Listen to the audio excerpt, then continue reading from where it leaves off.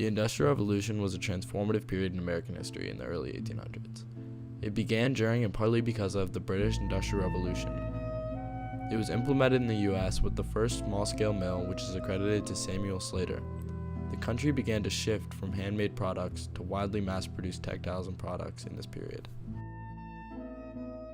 With this shift came an insurgence of new jobs that did not require the worker to learn a craft in factories all across America, but primarily in the North, where families resided in densely populated areas.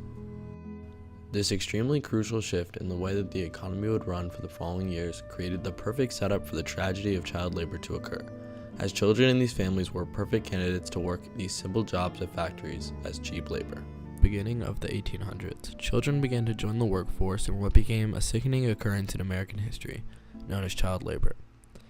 This occurrence was so horrific because of the harsh conditions, unfair tasks, and long hours young children endured in the workforce during the mid-1800s and into the 1900s. The Industrial Revolution and eventually the Great Depression were main causes of and catalysts for the tragedy of child labor becoming common in families across the country. However, through democratic government reform, activism, and press involvement, the United States was able to legalize the tragedy of child labor. This resulted in a triumph of regulated education and the end of child labor in the United States.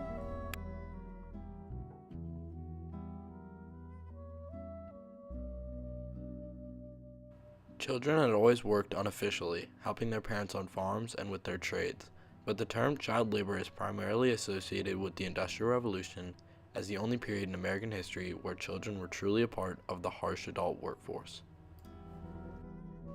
Children found their way into the workforce as there was no regulation set to deny them at this point, and children were believed to be property of their parents by society, thus allowing parents to force childhood jobs to support their families and increase financial success during the Industrial Revolution. The children worked at many workplaces across the country, like mines, factories, cotton mills, farms, and home workshops. On July 9, 1909, when children had flooded into the workforce, Lewis Hine, an activist and photographer, wrote a letter describing the conditions of a cannery in Baltimore. He described it in the primary source letter as self-evident that the work is too hard, when there's machines that no young person should be working around, unguarded belts, wheels, oogs, that are a menace to careless children, and the children had absolutely no schooling. One of the children was held back 2 grades and is now in the 4th grade, though 11 years old. This first-hand quote displays the very apparent evidence that the education and well-being of the children was overshadowed and exploited because of the greed of the parents and owners in the Industrial Revolution.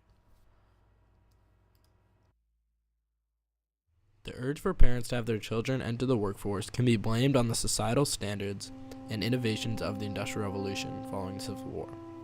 This is widely because the workforce changed due to the new machines that made factories more child-accessible, because the machines did the dangerous work and heavy lifting, or so society believed. The demands of child labor and the effect it was having on these young children was beginning to spark thoughts of regulation and reform, as children would often get seriously injured or killed from the machines in the mid-1800s. However, since the impetus of the Industrial Revolution forced children into the workforce in the early stages of the revolution, it caused child contributions to be ingrained in the economy, workforce, and family finances. The results of the 1917 and 1919 Department of Labor survey states that children made up 23% of all household incomes on average. This displays how ingrained child labor became in the economy and shows how tragic it is that these children missed their education in their formative years because of the Industrial Revolution's job availability and because often parents required them to turn over all of their earnings for the family.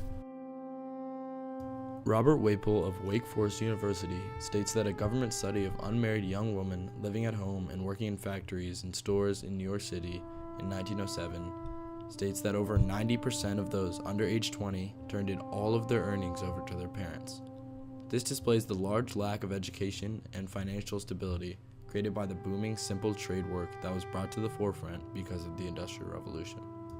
Consequently, a whole generation of uneducated child workers was soon to become the future, which would spark many government officials and activists to understand the inherent risk of children without education. Throughout this period, in response to these conditions and injuries, many committees and individuals attempted to try and regulate child labor. But it was to no avail, as these movements often lacked organization, regulation, support, and enforcement in their early years.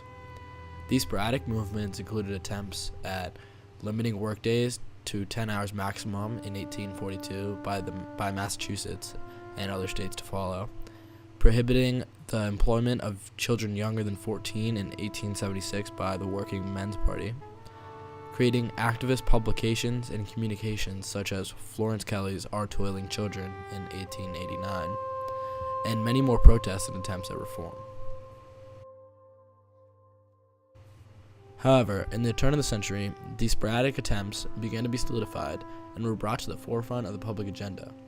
This was due to names such as Florence Kelley, Jane Addams, and Mother Jones creating committees or campaigns such as White Label, the Juvenile Protective Association, and Children's Crusade, respectively, from 1899 to 1903. Soon after, by around 1905, the push for regulation and reform was getting lots of traction and achievement, and often magazines and activists would speak up about the impossibility of children in these working environments. And soon, movements were enforced. One article by Edwin Markham in Cosmopolitan Magazine's September 1904 edition explains a visit of a Native American chief to the States. In this article, he explains that the part of his visit that was the most surprising about the United States was simply, quote-unquote, little children working. This outsider perspective on the tragic occurrence of child labor displays how unbelievable it was to see children placed in these working conditions. It pointed out that child labor needed to be dismantled in American society. It is worth noting, however, that despite solid effectiveness of direct activism against child labor, much of the focus of society during the Industrial Revolution was still summed up in one word: efficiency. Due to this blinding focus of industry leaders to be more efficient, this never-ending desire of business owners during the Industrial Revolution actually became a cause of the reform of child labor in the end, despite monetary benefits initially. This is because children were not efficient workers at their core, especially with the dangers of their environments. Juveniles would often get hurt, joke and play, and work slowly, even though there was often many repercussions. Another way the owners' focus on efficiency in the Industrial Revolution intervened child labor practices was when the machines themselves became the lowest costing labor and began to replace the labor of children.